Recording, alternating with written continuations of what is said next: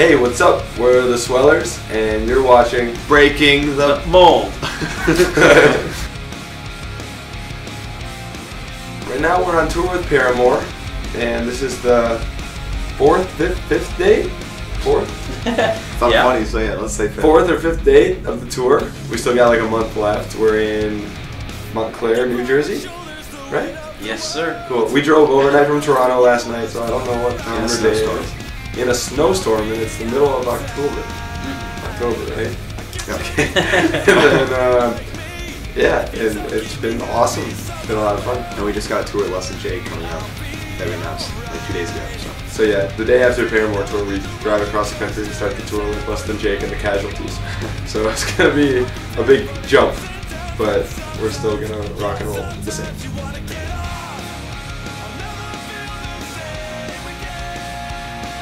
I'd say the reason that Ups and Downsizing sounds the way it does is because we kind of went for more like a less is more approach. We listened to the last record, and some of the songs were just all fast all the time, and then we had these ridiculous, you know, to me, kind of corny shredding guitar solos. They were fun at the time, but I just wanted to make a record that I'd be able to listen to in 10 years and be like, that's still a great song. Like now I listen to a song from our old record and I love it, but I'm like, I would have done this differently, would have done this differently.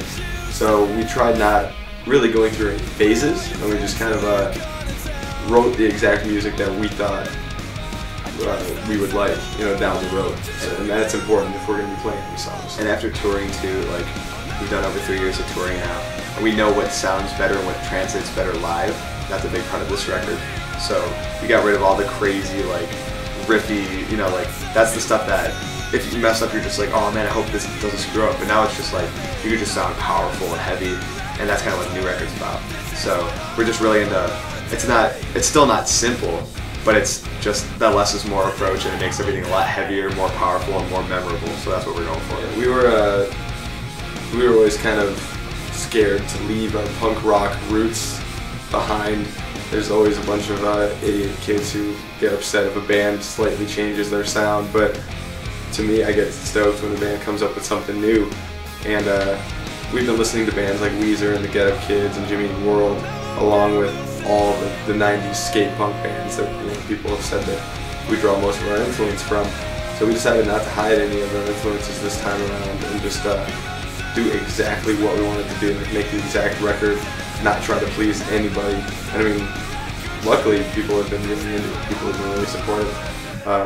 It still sounds like the Swellers, you know, you listen to it and, you know, some people might miss this, some people might miss this, but I think where that is missing, there's something new, something completely new. And I think that something is just an entirely good record that's just almost timeless, for me anyway. So yeah, that's how I would explain the change. Alright, so I'm gonna get closer with the Lemuria shirt now. Well, I can hear it for like 10 minutes and then, alright.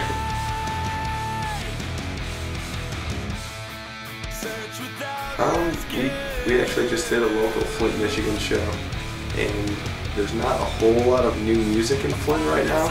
There's some brand new bands that just got started. Like our old guitar player Garrett started a band called Shark Week. I think they're changing their name, but well, there's like 5 bands called that that are all touring right now. Oh yeah, that's right. Right. Yeah, and there's a band called Destination Destroy Yourself. It's some of the guys from a band called Radio Fire DJ and Cinematic Sunrise, and they played that show. And then we also got this old band called Island View Drive back together for that show because we really wanted to see them play. They've been working for like a year and a half now. But as far as like Michigan all over, they love playing shows with fireworks. And Cheap Girls, another great band. And Empty Orchestra, they're from Flint. It's just like, kind of like a revolving door band. So it's our friend Steven, and he's been in like Flint bands for years, and just different members on and off. It's really cool. And then We Are the Union from Ann Arbor, they're really cool too. It's like fast punk ska stuff. And no one else. Yeah, no one else. We want to play with the Black Dahlia Murder because we're buddies with those guys, but it wouldn't really work out. So that's one band that I'd like to work something out with down the road if we could figure out what to do. Maybe a house party or something. I can't see Black Dahlia playing like a small house show. I think their drums they can fit in a house. Yeah, that would be awesome. They could do Metal Frat. Metal Frat in Ann Arbor. It's like one of my favorite places to play. fraternity house, a bunch of metal dudes, punk dudes run it, and they just have these parties, tons of bands playing. Black Dahlia we played there a few years ago. We've been playing there like once or twice a year for the last 3 years. So I think we could do that. That'd be fun. I'll talk to them, see what's up.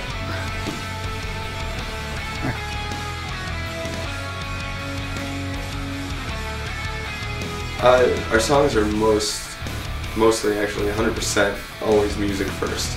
I'll come up with something, or he'll come up with something, and we'll just pretty much go to the drawing board with it, jam it out, and then other parts will follow.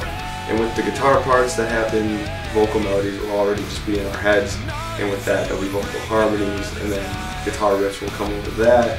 So it all pretty much comes together pretty naturally after we have a basic idea, and then depending on the style or the mood of the music, we'll come up with what we want the song to be about. We have all kinds of ideas floating around all the time, and Jonathan's usually the guy who will come up with what he thinks the song should be about, what kind of feel it has. And we both work on writing the lyrics together to fit the melody that we have written, and it's a little bit harder that way. I think the process is a bit harder, fitting in lyrics later, but it also Makes the song better. Yeah, it makes the melody stronger, and it cuts the fat. So like you only have important lyrics and nothing else that just floating around. And it's weird. With the last record, My Everest, we did a thing where Nick and I would stay up till like 5 in the morning with acoustic guitars, and we would just play whatever. Be like, yo, I have this part, I have this, whatever. And then once in a while, like I'll wake up at like 3 in the morning and go like, whoa, I have an idea. And I just had this like acoustic bass. I can't really play guitar, so I just play like 3 notes and like the song The Flood. I like wrote that on my acoustic bass, like just the chorus, and I had like the chorus lyrics. I just dreamt them or something. I don't know. And that like so once in a while we'll just have like 3 words and we'll just sing a chorus. Like that's all we'll have, and then we'll sit down together for like 2 hours, and then all the other parts just somehow come out because we've been playing together for what? How many years? Well, since we were like 9 and 10. Yeah, because we're brothers, obviously, but it's been like 12 years playing together. Yeah. So like we have this weird chemistry where we know what we're gonna do next, or even if it's a new part, like we could follow that like pretty easily. So we'll either start with acoustic guitars, or if my drum set's set up, we'll we'll do like 10 different versions of the same part, and then we'll do whatever version sounds better, and then we'll do the different version at the end of the song. So like it's kind of more of a formulaic process now, but it works a lot easier. This new record was probably the smoothest to write out of all of them. Before it used to be kind of a lot harder because we tried to do more and like try to go beyond what we should be doing, but now it's just like writing good songs isn't a super hard feat. Like if you have a good part, that's the main part of the song, and then the rest is just parts that accent that part. We learned how to cut the fat out a lot earlier. We used to have songs and there'd be a 30-40 second part in the song that we really didn't need, and last minute we'd just be like, let's get rid of that. But now if we ever sense any kind of any part of the song that we don't think that we need in the song, get rid of it right away. That's why we don't have like 9-minute long songs. We just make sure we have what we need. We leave it at that.